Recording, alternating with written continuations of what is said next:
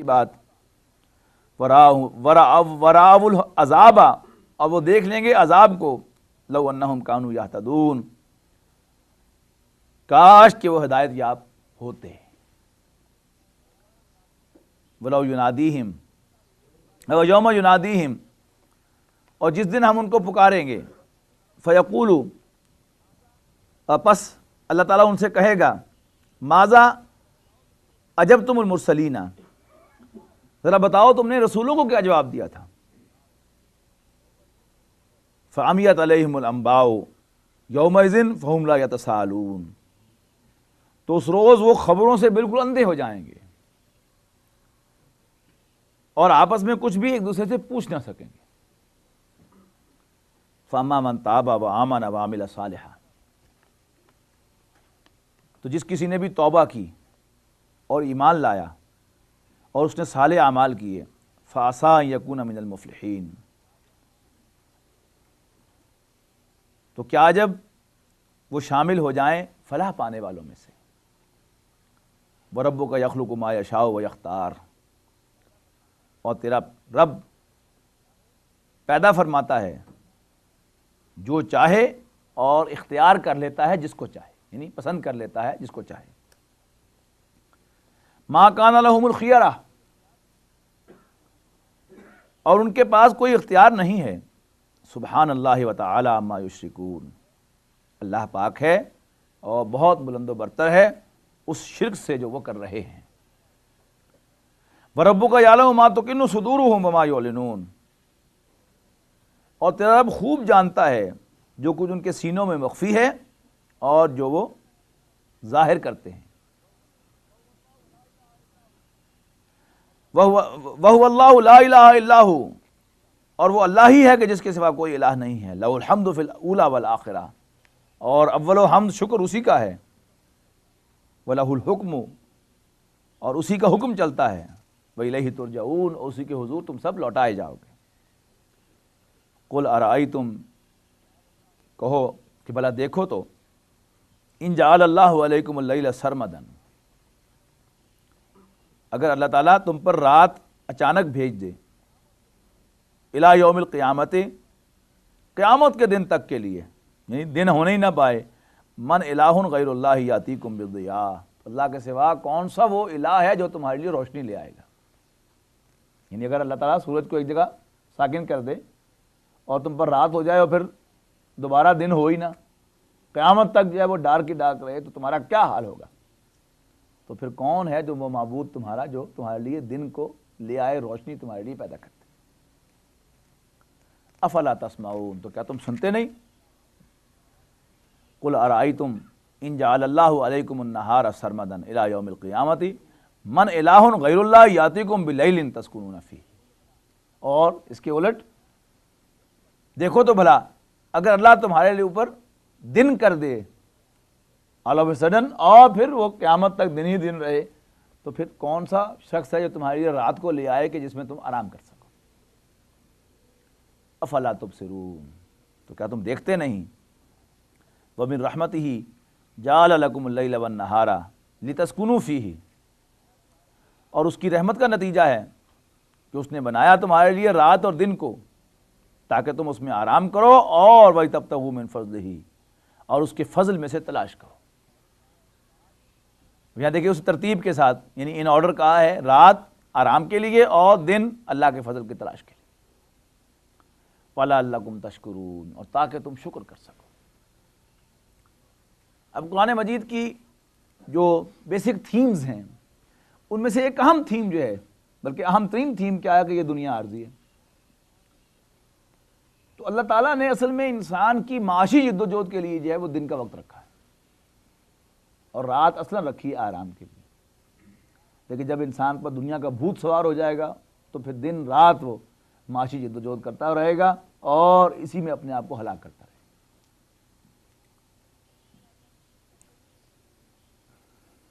اور دوسری بات یہاں نوٹ کی، لِتَبْتَغُوا مِن فضل اللہ، من فضلہ، تاکہ تم تلاش کرو اس کے فضل میں سے۔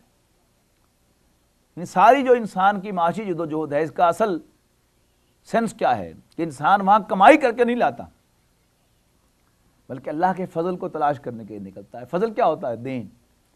اللہ نے جو اس کے حق میں لکھ دیا ہے، بس انسان جو ہے وہ گھر سے نکلتا ہے تو جو کچھ اللہ نے اس کے لیے لکھا ہوا ہے وہ تلاش کر کے لے آتا ہے، کما کے نہیں لاتا۔ قرآن کا تھیم یہی ہے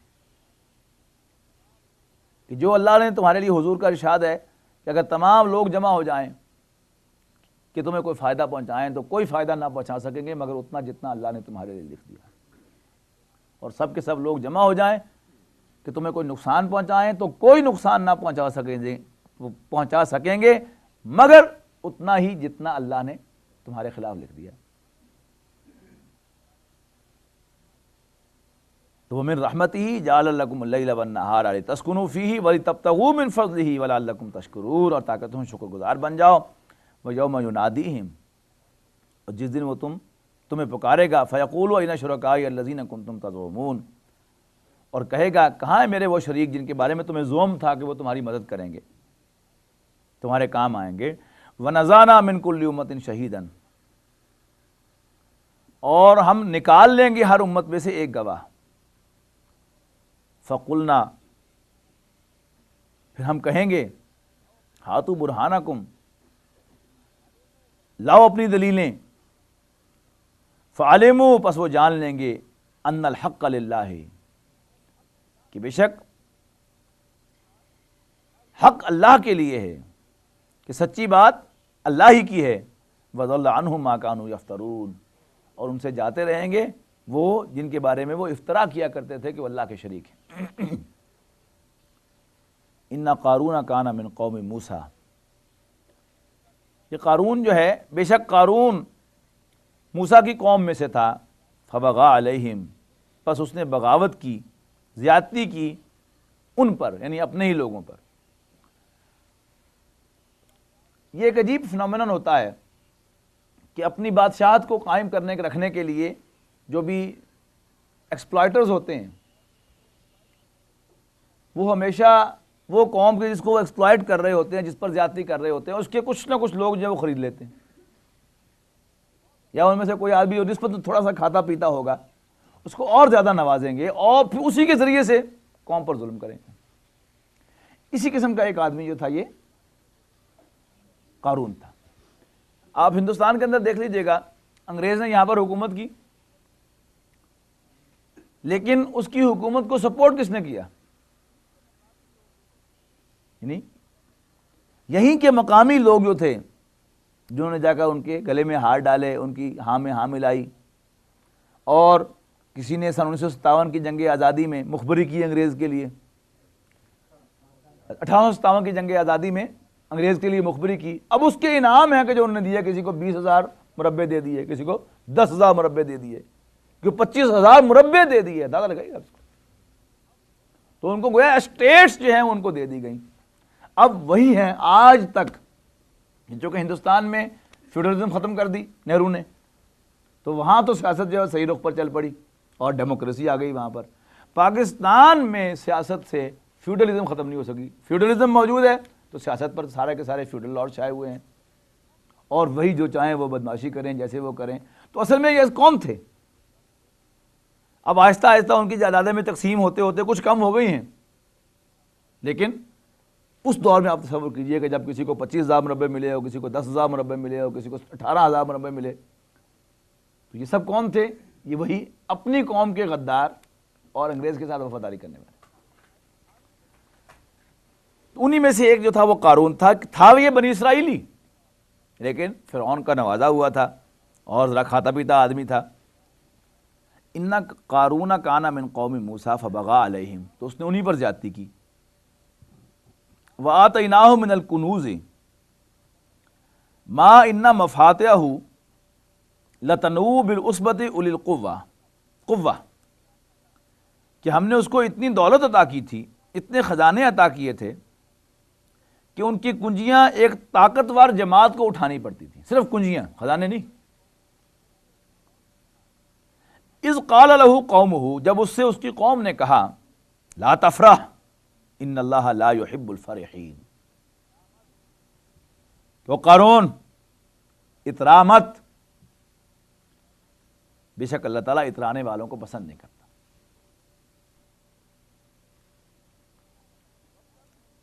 وابتغی فیما آتاک اللہ الدار الآخرۃ. اب یہ بظاہر کہا جا رہا ہے کہ قوم نے کہا، لیکن قوم کی طرف سے کس نے کہا ہوگا؟ حضرت موسیٰ علیہ السلام نے obviously. وابتغی فیما آتاک اللہ الدار الآخرہ، اور جو کچھ اللہ نے تمہیں عطا کیا ہے اس کے ذریعے سے حاصل کر آخرت کے گھر کی بھلائی، یعنی آخرت کا گھر خرید اس پیسے سے جو اللہ نے تمہیں عطا کیا، جو دولت اللہ نے تمہیں عطا کی ہے اس دولت سے آخرت کا گھر خرید لے.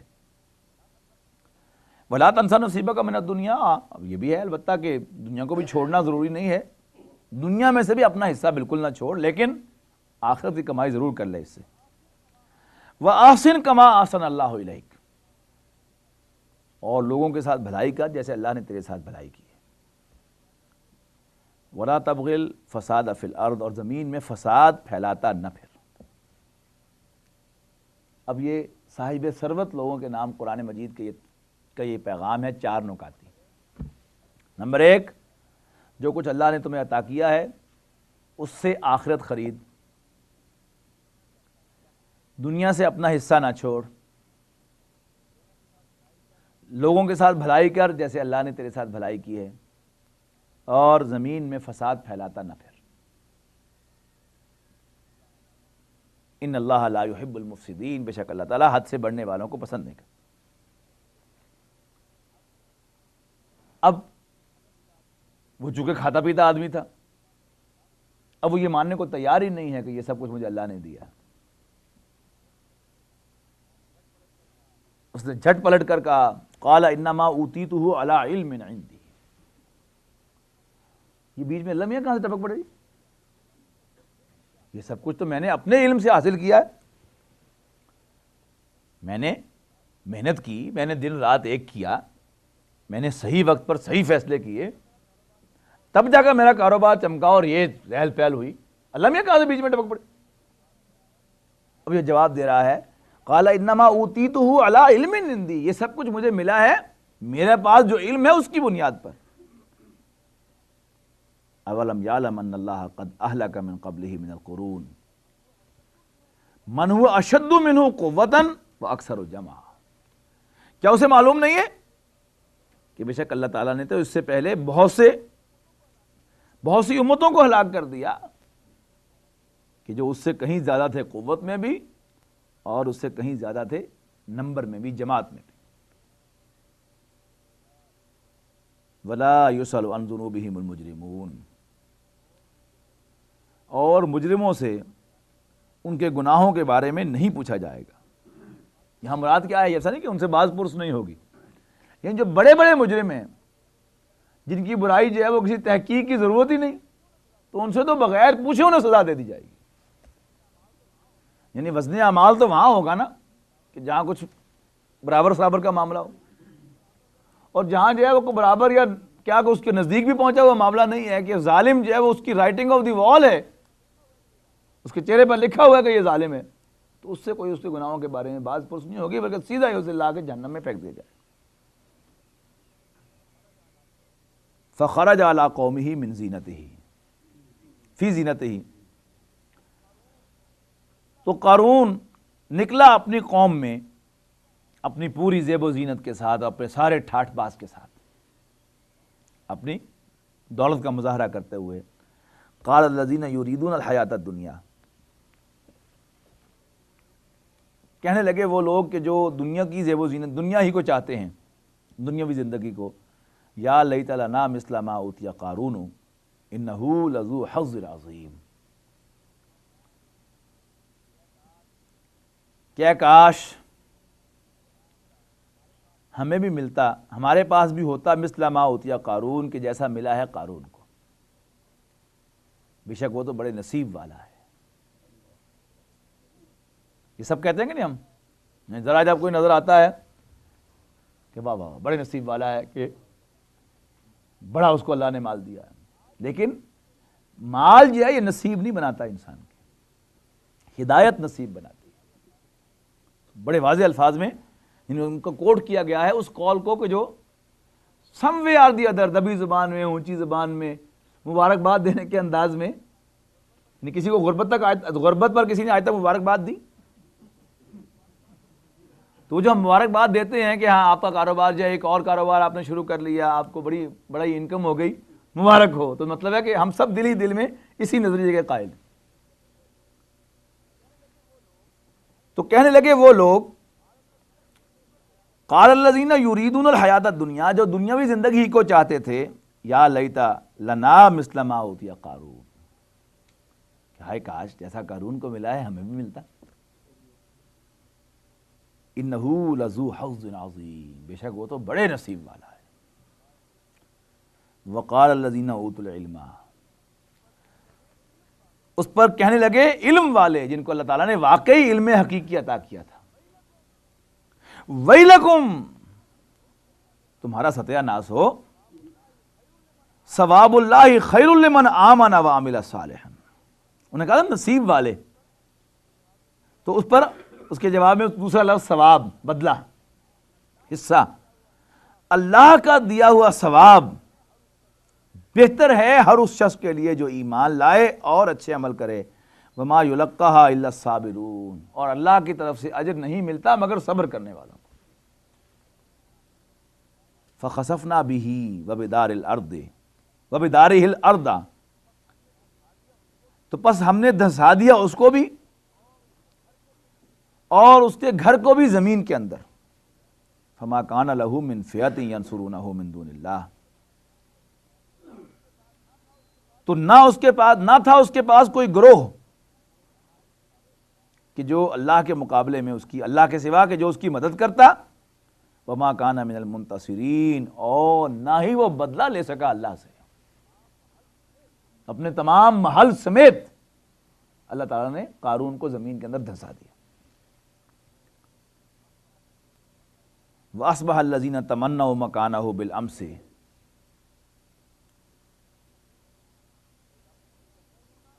یقولون وَيْكَأَنَّ اللَّهَ يَبْسُطُ الرِّزْقَ لِمَن يَشَاءُ مِنْ عِبَادِهِ وَيَقْدِرُ،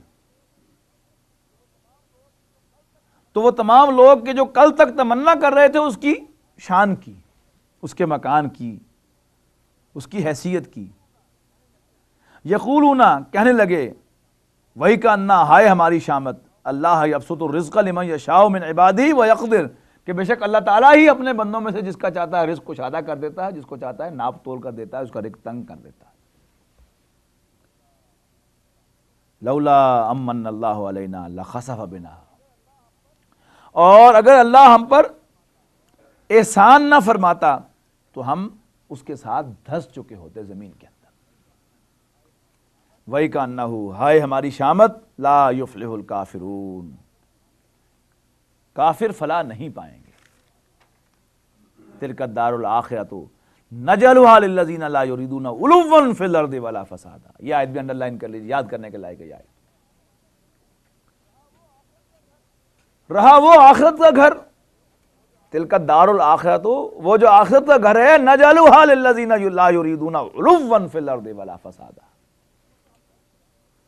اس کو تو ہم نے ریزرو کر دیا ہے، نجعلها، ہم نے اس کو بنا دیا ہے، یعنی یہاں ریزرو کر دینے کے معنوں میں ہے، اور وہ جو آخرت کا گھر ہے اس کو تو ہم نے ریزرو ہی کر دیا ہے ان لوگوں کے لیے، لا یریدون علوا فی الارض ولا فسادا، جو زمین میں نہ تو ظلم کرتے ہیں اور نہ ہی کوئی فساد کا ارادہ رکھتے ہیں۔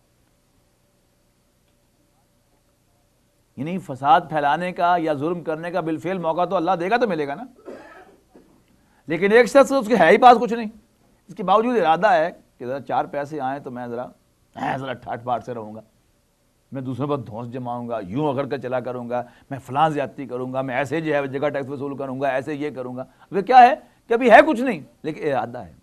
تو وہ لوگ کہ جو نہیں ارادہ رکھتے کسی علو کا، بڑائی کا، دوسرے پر دھونس جمانے کا زمین میں، ولا فسادا، اور نہ ہی کوئی فساد برپا کرنے کا، والعاقبۃ للمتقین، اور انجام کار تو سارا کا سارا متقیوں ہی کے لیے۔ اللہم ربنا اجعلنا منہم۔ من جاء بالحسنۃ فلہ خیر منہا، جو کوئی بھی اللہ کے پاس آئے گا کوئی نیکی لے کر، فلہ خیر منہا، تو اس کے لیے اس سے بہتر اویلیبل ہوگا وہاں پر، یعنی نیکی ایک کی ہوگی اس نے تو 10 گنا اس سے بھی کہیں زیادہ اس کا وہاں پڑا ہوا ہوگا۔ ومن جاء بالسیئۃ، اور جو کوئی برائی لے کے آئے گا، فلا یجزی الذین عملوا السیئات الا ما کانوا یعملون، تو نہیں بدلہ دیا جائے گا ان لوگوں کو جنہوں نے برائیاں کی ہوں گی مگر وہی کچھ اسی کا جو کچھ انہوں نے کیا ہوگا، یعنی نیکی کا بدلہ کئی گنا جبکہ برائی کی سزا اتنی۔ ان الذی فرض علیک القرآن، اے وہ پیغمبر جس پر قرآن فرض کیا گیا ہے۔ بہت خوبصورت آیت ہے، غور سے پڑھیے گا اس کو۔ ان الذی فرض علیک القرآن لرادک الی معاد، اے وہ شخص، اے وہ نبی، اے وہ پیغمبر صلی اللہ علیہ وسلم کہ تجھ پر قرآن فرض کیا گیا ہے، نہیں سوری یوں نہیں ہوگا، بے شک وہ ہستی کہ جس نے تجھ پر قرآن فرض کیا ہے۔ حضور صلی اللہ علیہ وسلم سے خطاب ہے کہ اللہ کی طرف اشارہ ہے کہ بے شک وہ رب جس نے تجھ پر قرآن فرض کیا ہے، لَرَادُّكَ إِلَىٰ مَعَادٍ، تجھے ضرور لوٹائے گا تمہارے لوٹنے کی جگہ پر۔ یہ مراد کیا ہے کہ اللہ تعالیٰ تمہیں کامیاب کرے گا، یعنی آخرت میں تو سب نے جانا ہی جانا ہے، لیکن قرآن کیوں دیا گیا حضور صلی اللہ علیہ وسلم کو؟ ناکام رہنے کے لیے نہیں دیا گیا، اس لیے دیا گیا کہ آپ اپنی منزل مراد کو پائیں، اور وہ آپ نے پائی۔ کہ جو ہم نے کل پڑھا تھا چارٹ میں کہ جو پہلی بعثت تھی آپ کی اہل عرب کی طرف، اس میں آپ نے وہ کام جو حضرت موسیٰ علیہ السلام سے وہ کام جو نہیں ہو سکا تھا، حضور صلی اللہ علیہ وسلم نے اس گیپ کو فل کر دیا، اور باقی اب قیامت تک کے لیے اور پورے گلوب پر اللہ کے دین کو قائم کرنے کی ذمہ داری امت پر آئی ہے۔ لیکن جزیرہ نما عرب کی حد تک آپ نے وہ قرآن جو آپ کو ملا، قرآن کی گائیڈنس میں آپ نے جد و جہد کی، اور بالآخر آپ اپنے منزل مراد کو پہنچے۔ معاد لوٹنے کی جگہ، عاد یعود عودن کے معنی لوٹنا، اور معاد لوٹنے کی جگہ۔ قل ربی عالم من جاء بالہدی، کہو کہ میرا رب خوب جانتا ہے اس کو کہ جو ہدایت لے کر آیا، ومن هو فی ضلال مبین، اور وہ کہ جو کھلی گمراہی میں۔ اسی میں ہمارے لیے بھی ایک خوشخبری ہے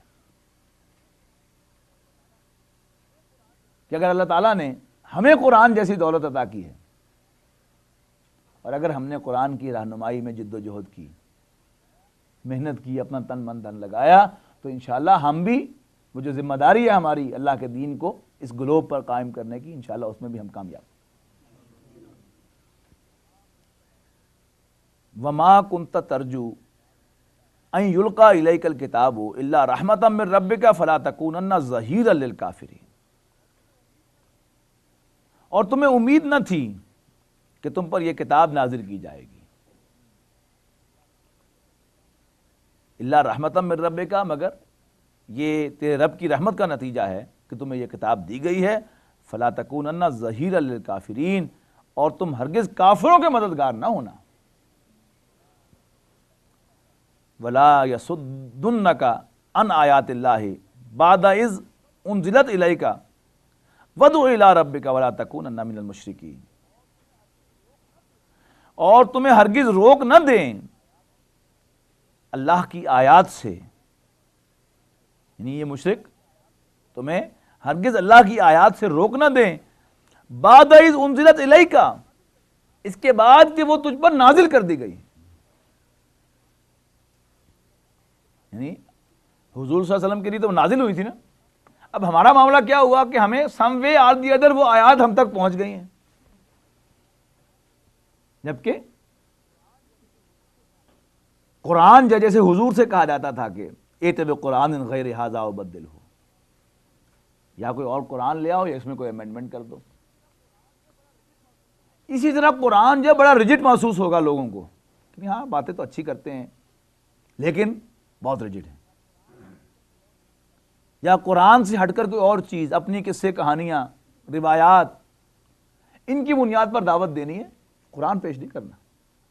تو فرمایا کہ ولا یصدنک عن آیات اللہ بعد اذ انزلت الیک وادع الی ربک ولا تکونن من المشرکین. کتنی زوردار آیت ہے کہ قرآن کے پہنچ جانے کے بعد کئی لوگ تمہیں اس قرآن سے روک نہ دیں، اس سے دور نہ کر دیں. بلاؤ اپنے رب کی طرف، یعنی انہی قرآن کے حوالے سے، اسی قرآن کے ذریعے سے اس قرآن کی طرف بلاؤ تو وہی اللہ کی طرف بلانا ہوگا. وَدْعُ إِلَىٰ رَبِّكَ وَلَا تَكُونَنَّ مِنَ الْمُشْرِكِينَ، اور اپنے رب کی طرف بلا اور ہرگز نہ ہو جانا مشرکوں میں سے.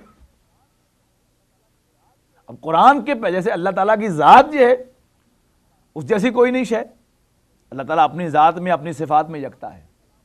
اسی طرح یہ کلام جو ہے کلام اللہ، یہ بھی اللہ کی صفت ہے. اس جیسا کسی بھی درجے میں کوئی کلام دنیا میں نہیں ہے. اور اگر کسی کے دل میں یہ خیال بھی آیا کہ قرآن جیسی کوئی اور شے ہے، قرآن جیسا کوئی اور کلام ہے، قرآن جتنی کوئی اور بات افیکٹو ہو سکتی ہے، تو گویا اس نے اللہ تعالیٰ کی صفت کلام میں شریک بنا دیا کسی اور کو.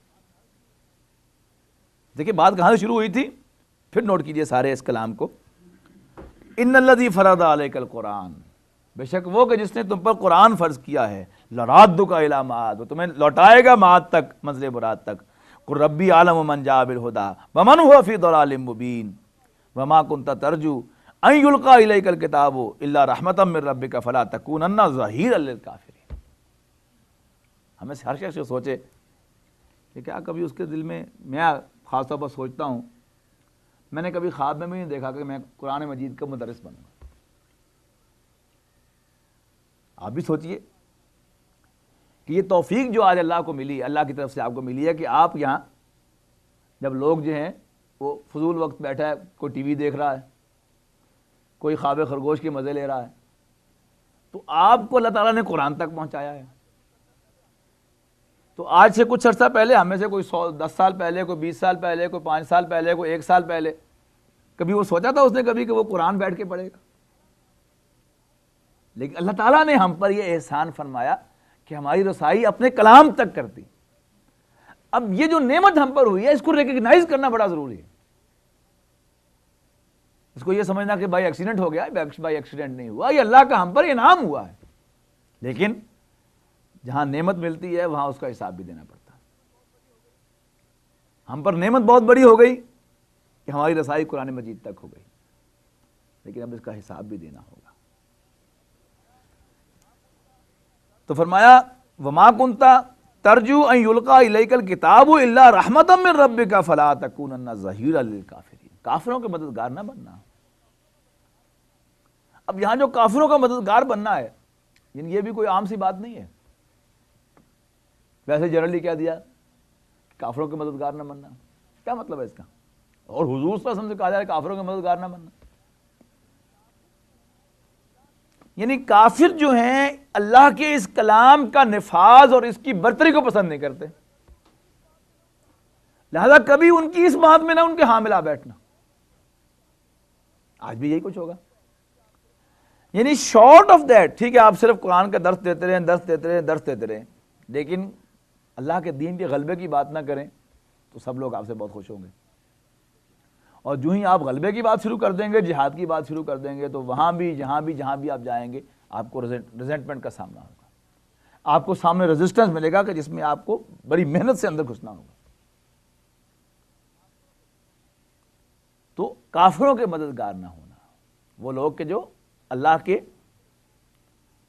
وجود کے منکر ہوں، اللہ کی صفات کے منکر ہوں، اللہ کے کلام کے منکر ہوں، سب کافر ہیں. اللہ کے رسول کے منکر ہوں، اللہ کے رسول کی تفویض کردہ ذمہ داری کے منکر ہوں، ان کے مددگار نہ بننا. ابھی یہ مضمون جا کے انشاءاللہ سورہ شورى میں ہمارے سامنے کھلے گا کہ وہ سارے لوگ، وہ رکاوٹیں ہوں گی اس کام میں بہت زیادہ، لیکن فَلِذَٰلِكَ فَادْعُ وَاسْتَقِمْ كَمَا أُمِرْتَ وَلَا تَتَّبِعْ أَهْوَاءَهُمْ وَقُلْ آمَنْتُ بِمَا أَنزَلَ اللَّهُ مِنْ كِتَابٍ وَأُمِرْتُ لِأَعْدِلَ بَيْنَكُمْ. ان سب مشکلات کے باوجود آپ اسی کی طرف بلائیے، اسی کی طرف بلائیے. وَاسْتَقِمْ كَمَا أُمِرْتَ، جیسے حکم ملا ہے آپ کو ڈٹے رہیے. اور ڈنکے کی چوٹ کہیے کہ آمنت بما انزل اللہ من کتاب، میں تو ایمان رکھتا ہوں اس پر جو مجھ پر کتاب میں سے نازل ہوا، وَأُمِرْتُ لِأَعْدِلَ بَيْنَكُمْ، اور مجھے حکم ملا ہے کہ میں تمہارے مابین عدل کروں۔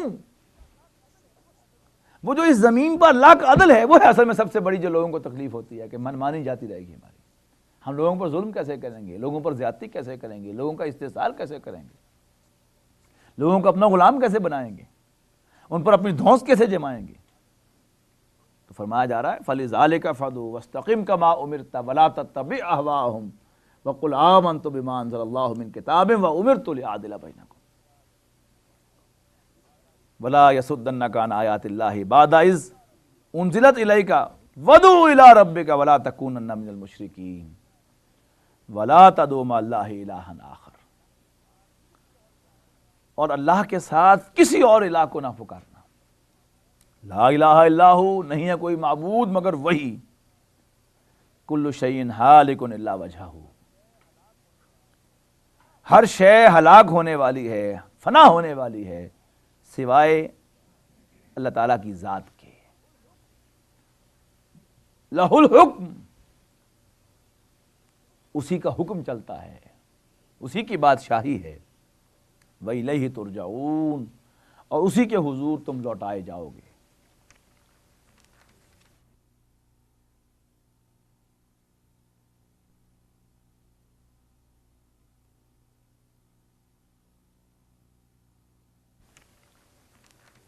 بسم اللہ الرحمن الرحیم۔ الف لام میم،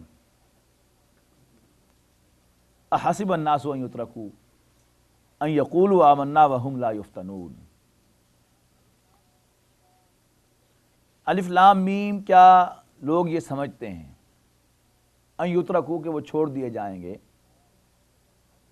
یہ کہنے کے بعد کہ ان یقولوا، یہ کہنے کے بعد آمنا ہم ایمان لے آئے، وہم لا یفتنون، اور وہ آزمائے نہیں جائیں گے۔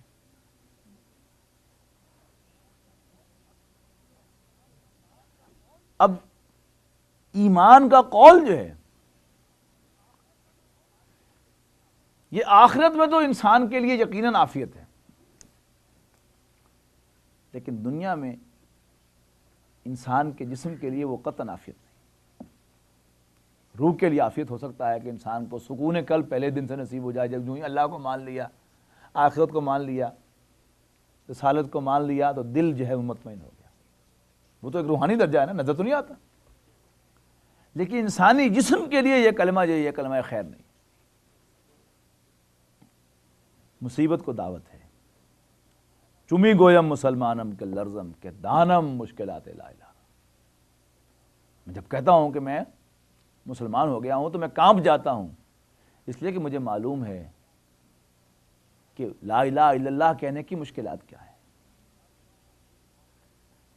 تو ارشاد ہوا احسب الناس ان یترکوا، کیا لوگ یہ سمجھتے ہیں کہ وہ چھوڑ دیے جائیں گے، یوں ہی چھوڑ دیے جائیں گے، وہم لا یفتنون، اور آزمائے نہیں جائیں گے۔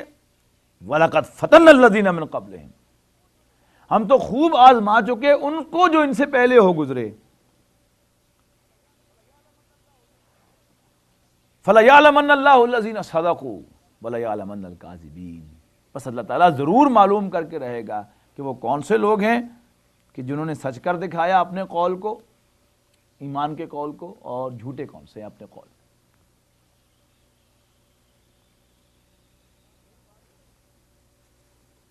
یہی بات جو ہے جو آیت نمبر 3 کے اندر آپ کے سامنے آئی ہے، اس کو ذرا آگے جا کے پہلے دیکھ لیں۔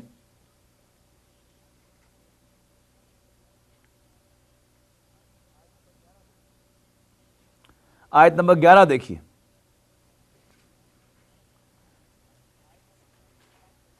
یعنی آیت نمبر 3 میں ایک بات کہی گئی کہ اللہ تعالیٰ جاننا چاہتا ہے کہ سچے کون سے ہیں، جھوٹے کون سے ہیں۔ پھر ڈسکرپشن آئی کچھ درمیان میں، اور پھر کنکلوڈنگ ریمارکس کیا ہیں، وَلَيَعْلَمَنَّ اللَّهُ الَّذِينَ آمَنُوا، اور اللہ تعالیٰ جان کر رہے گا کہ وہ کون سے لوگ ہیں جو واقعتاً ایمان لے آئے۔ وَلَيَعْلَمَنَّ الْمُنَافِقِينَ، اور اللہ تعالیٰ معلوم کر کے رہے گا کہ منافق کون سے ہیں۔ تو دونوں ایک دوسرے کے پیرلل آ گئے نا، جنہیں سچا کہا گیا وہ مومن، اور جنہیں جھوٹا کہا گیا وہ منافق۔ قرآن مجید میں یہ مضمون اور بھی کئی مقامات پر آیا ہے اور بڑی شان سے آیا ہے۔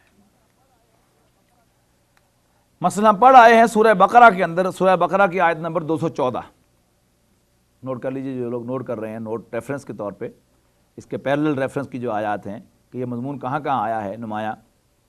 سورہ بقرہ کی آیت نمبر 214، ام حسبتم ان تدخلوا الجنہ ولما یاتکم مثل الذین خلوا من قبلکم مستهم البأساء والضراء وزلزلوا حتى يقول الرسول والذین آمنوا معه متى نصر اللہ الا ان نصر اللہ قریب۔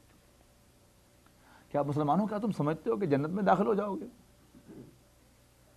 ولما یاتکم مثل الذین خلوا من قبلکم، بھول جاؤ نا اللہ نو، ابھی تو تم پر وہ حالات آئے ہی نہیں جو پہلوں پر آئے۔ کیا ہوا تھا ان کے ساتھ؟ مستهم البأساء والضراء وزلزلوا، ان پر بھوک آئی، انہیں جسمانی اذیت دی گئی، سو مچ سو کہ وزلزلوا، وہ ہلا مارے گئے، they were shaken well حتی یقول الرسول والذین آمنوا معه متى نصر اللہ، جہاں تک کہ پکار اٹھے اللہ کے رسول بھی اور ان کے ساتھی اہل ایمان بھی کہ اللہ کی مدد کب آئے گی؟ الا ان نصر اللہ قریب، آگاہ ہو جاؤ کہ اللہ کی مدد قریب ہے۔ یعنی نبیوں نے چیکنگڑ آگے نا پھر نہ پتن پہ جی، یہ الفاظ بولو ہے نا کہ یہاں تک کہ پکار اٹھے اللہ کے رسول بھی اور ان کے ساتھی اہل ایمان بھی، اللہ کی مدد کب آئے؟ الا ان نصر اللہ قریب۔ اور اس میں ایسا معلوم ہوتا ہے کہ کوئی ایکسیپشن نہیں ہے۔ حضور صلی اللہ علیہ وسلم بھی 10 درازیاں ہوتی نہیں مکے میں، 10 سال تک 10 درازیاں ہوئی حضور صلی اللہ علیہ وسلم پر، یہاں تک کہ آپ طائف چلے گئے۔ ایک دن طائف گئے تو واپسی پر کیا ہوا؟ وہاں کیا ہوا؟ حضور صلی اللہ علیہ وسلم پر 3 بڑے تھے سردار، اس کے تینوں بھائی تھے غالباً، ایک کے پاس آپ گئے، دوسرے کے پاس گئے، تیسرے کے پاس گئے۔ ایک نے بڑا منطقی انداز اختیار کیا، اس نے کہا کہ بھائی میں تم سے بات نہیں کرنا چاہتا، یا تو تم سچے رسول ہو یا جھوٹے ہو۔ اگر تم سچے ہو تو میں ڈرتا ہوں تو میں کہیں تمہاری توہین نہ کر بیٹھوں، اور اگر تم جھوٹے ہو تو میری شان کے خلاف ہے کہ میں تمہارے ساتھ بات کروں۔ نہیں، اپنے آپ کو زمین پر لا کے دیکھیے یہ بات کس کے ہو رہی ہے؟ محبوب رب العالمین، بعد از خدا بزرگ، لیکن کیا کہہ رہا ہے یہ شخص کہ یا تو تم جھوٹے ہو یا سچے ہو۔ اگر سچے ہو تو میں تم سے اس لیے بات نہیں کرتا کہ میں کہیں تمہاری توہین نہ کر بیٹھوں۔ اب یہ کیا ہے؟ طنز کا انداز ہے۔ اور اگر جھوٹے ہو تو میری شان کے خلاف ہے کہ میں جھوٹے سے بات کروں، جاؤ۔ دوسرے بھائی نے کہا اچھا اللہ کو بھی یتیم ہی ملا تھا ایک رسول بنانے کے لیے، پورے مکے کے اندر تمہارے سوا اور کوئی آدمی نہیں ملا تھا اللہ تعالیٰ کو رسول بنا کے بھیجنے کے لیے، چل۔ کتنا توہین آمیز انداز۔ اور تیسرے نے دھکے دے کے باہر نکالا حضور صلی اللہ علیہ وسلم کو۔ اور ان ایڈیشن جو بستی کے اوباش نوجوان تھے انہیں پیچھے لگا دیا، تالیاں پیٹ رہے ہیں، پتھر مار رہے ہیں، پنڈلی کی ہڈی کو نشانہ باندھ کے۔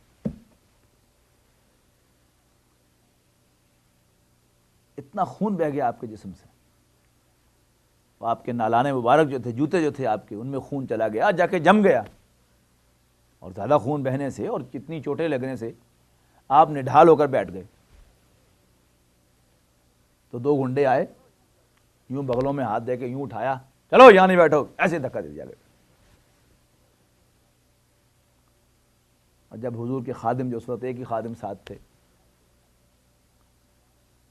وہ آپ کو اٹھا کر ایک باغ میں لے کے آئے ہیں، وہاں جا کے آپ کو جب ہوش آیا ہے تو اللہ سے خطاب کیا ہے، عجیب خطاب ہے۔ اگر مجھے کہیں مل گیا اس کا پورا ٹیکسٹ تو انشاءاللہ وہ بھی آپ کو میں اس کی کاپیز بنوا کر دوں گا، لیکن اس کے چند جملے سے مجھے یاد ہیں۔ اللہم الیک اشکو ضعف قوتی وقلت حیلتی وہوانی علی الناس، اے اللہ میں تو سے شکوہ کرتا ہوں، میں شکایت درج کروا رہا ہوں تجھے۔ کس چیز کی شکایت، کس چیز کا شکوہ؟ ضعف قوتی، اپنی قوت کی کمزوری کا، وقلت حیلتی، اور وسائل کی کمی کا، وہوانی علی الناس، اور لوگوں کے حوالے کیے جانے کا۔ سمجھیں اس شکوے کو، سمجھنا کہ اللہ مجھے کام تو دیا اتنا بڑا کہ میں تیری زمین پر تیرا جھنڈا لے رہا ہوں،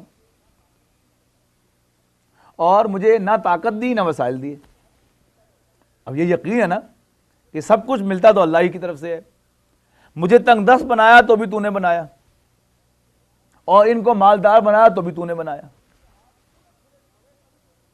اور ان کے ہاتھ تو نے کھلے چھوڑے تبھی تو انہوں نے مجھے پتھر مارے۔ تیری اجازت کے بغیر تو یہ نہیں مار سکتے تھے، لہذا مجھے ان سے کوئی شکایت نہیں۔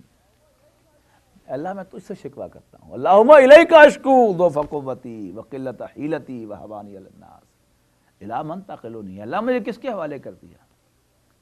ایک ایسے دشمن کے حوالے کر دیا جس کے دل میں کوئی رحم نہیں، اور تو نے ان کے ہاتھ بھی کھلے چھوڑ دیے، ملکتا امری، میرا اختیار ان کے ہاتھ میں دے دیا تم نے۔ اگرچہ بعد میں یہ بھی فرمایا کہ اِن لم یکن علی غضبک فلا ابالی، تو ہوش کی بات آ گئی نا، ذرا ٹھنڈے ہو کر ذرا شکوہ کر کے کہا کہ اچھا دو ہی پاسبلٹیز ہیں، ایک یہ کہ تم مجھ پر عذاب بھیج رہا تھا، دوسرا یہ کہ مجھے آزما رہا تھا خوش ہو کر، تو اگر تو نے یہ سب کچھ ناراض ہو کر نہیں کیا پھر مجھے کوئی پرواہ نہیں ہے۔ لیکن آغاز کہاں سے ہوا؟ شکوے سے، اللہم الیک اشکو ضعف قوتی وقلت حیلتی وہوانی علی الناس۔ اب یہ آخری موقع تھا کہ حضور صلی اللہ علیہ وسلم پر ذاتی دست درازی ہوئی، نوٹ کر لیجیے تاریخ کے اندر، سیرت کے اندر۔ چیخ نکلی تب اللہ تعالیٰ نے بس کیا ہے حضور پر دست درازی کو، اور انشاءاللہ کل یا پرسوں ہی آ جائے گی سورہ احزاب بھی۔ صحابہ پر دست درازی جو ہے وہ اجتماعی چڑھ کر آنا کفر کا، وہ کب ہوا؟ غزوہ احزاب کے بعد ہوا، اس لیے کہ وہ سخت ترین حالات آ گئے کہ جس پر منافقین کا قول بھی ہم پڑھیں گے، مومنوں کا قول بھی ہم پڑھیں گے، کہ مومنوں نے اس کو دیکھ کر کہا کہ ھذا ما وعدنا اللہ ورسولہ وصدق اللہ ورسولہ، ہاں اللہ نے کہا تھا، اللہ کے رسول نے، اللہ اور اس کے رسول نے کہا تھا کہ ہاں تمہیں آزمایا جائے گا، دیکھو آزمائش آ گئی، صدق اللہ ورسولہ، اللہ اور اس کے رسول نے سچ کہا تھا۔ اسی پر منافقوں نے کہا کہ لو ہمیں تو جھانسے دیے تھے کہ کیسر و کسریٰ کی سلطنت تمہارے پاؤں تلے آئیں گی، آج ہم رفع حاجت کے لیے مدینے سے باہر بھی نہیں جا سکتے۔ ما وعدنا اللہ ورسولہ الا غرورا، اللہ اور اس کے رسول نے ہمارے ساتھ دھوکہ کیا۔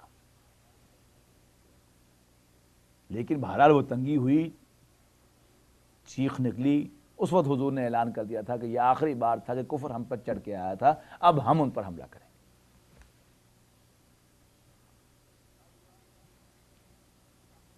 تو ارشاد ہوا احسب الناس ان یترکوا، آپ کو بتایا تھا ریفرنسز ان آیات کے، سورہ بقرہ کی آیت نمبر 214، پھر سورہ آل عمران کی آیت نمبر 142۔ ام حسبتم ان تدخلوا الجنہ، کیا تم سمجھتے ہو کہ جنت میں داخل ہو جاؤ گے؟ ولما یعلم اللہ الذین جاہدوا منکم ویعلم الصابرین، ابھی تو اللہ تعالیٰ نے معلوم ہی نہیں کیا تم میں سے جہاد کرنے والے کون سے ہیں اور صبر کرنے والے کون سے ہیں۔ پھر سورہ توبہ، ام حسبتم ان تترکوا ولما یعلم اللہ الذین جاہدوا منکم ولم یتخذوا من دون اللہ ولا رسولہ ولا المؤمنین ولیجۃ واللہ خبیر بما تعملون۔ یہ سورہ توبہ کی آیت نمبر 16 ہے۔ پھر سورہ بقرہ کی آیت نمبر 155، وَلَنَبْلُوَنَّكُمْ بِشَيْءٍ مِّنَ الْخَوْفِ وَالْجُوعِ وَنَقْصٍ مِّنَ الْأَمْوَالِ وَالْأَنفُسِ وَالثَّمَرَاتِ وَبَشِّرِ الصَّابِرِينَ الَّذِينَ إِذَا أَصَابَتْهُم مُّصِيبَةٌ قالوا انا للہ و انا الیہ راجعون اولئک علیہم صلوات من ربہم ورحمہ واولئک هم المہتدون.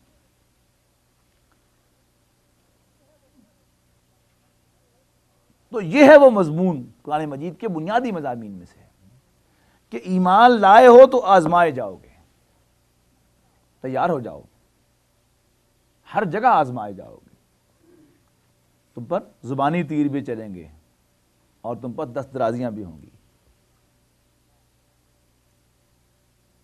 وہ جو کہا فیض احمد فیض نے کہ چھوٹا نہیں اپنوں سے کوئی ناوک دشنام، چھوڑی نہیں غیروں چھوٹا نہیں اپنوں سے کوئی ناوک دشنام، چھوڑی نہیں غیروں نے کوئی طرز ملامت. ہر طرف سے تانے، طنز، مذاق وہ ہوں گے کس پر؟ کہ آپ دین کا کام کر رہے ہیں کم از کم. اور پھر جس کا بس چلے گا آپ کو نقصان بھی پہنچائے گا، جس کا بس چلے گا آپ پر دسترازی بھی کرے گا.